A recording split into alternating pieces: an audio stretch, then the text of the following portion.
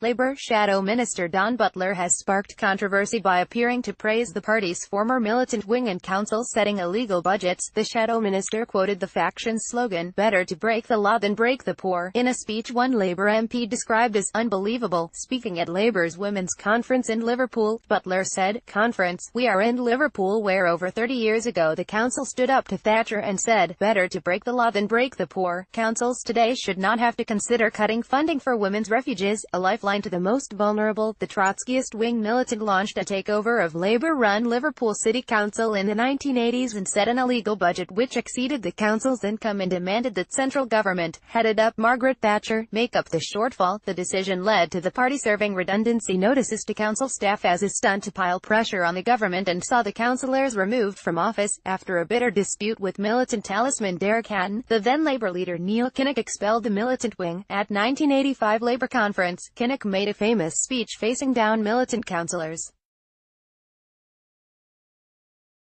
telling them, "You start with far-fetched resolutions, they are then pickled into a rigid dogma, a code, and you go through the years sticking to that, outplaced, outdated, irrelevant to the real needs, and you end in the grotesque chaos of a Labour council, hiring taxis to scuttle round the city handing out redundancy notices to its own workers. I tell you, and you'll listen, you can't play politics with people's jobs and people's homes and people's services." Butler, Labour's Shadow Women and Equalities Minister, welcoming Militant's tactics is therefore likely to be highly controversial as the party prepares to meet in the city. One Labour MP, who was in the room for Butler's speech, told HuffPost UK, "It's unbelievable." Glenys Thornton, Shadow Lord's Health Minister and a former Equalities Minister, also took aim at Butler on Twitter. "Great to be at Women's Conference, but I'm surprised that at Dawn Butler Brent has just praised a Liverpool council in the past, that of Derek Hatton, who issued redundancy notices to their own public sector employees, and failed to protect services too." Glenys Thornton, at Glenys Thornton, September 22, 2018 and at Dawn Butler Brent, Derek Hatton's Militant colleagues were misogynistic bullies.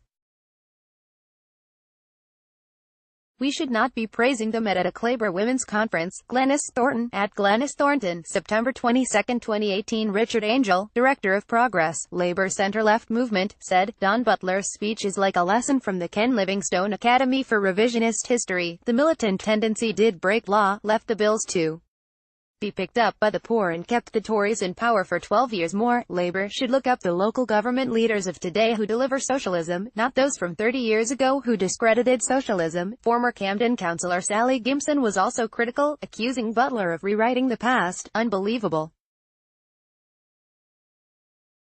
Are we rewriting the past?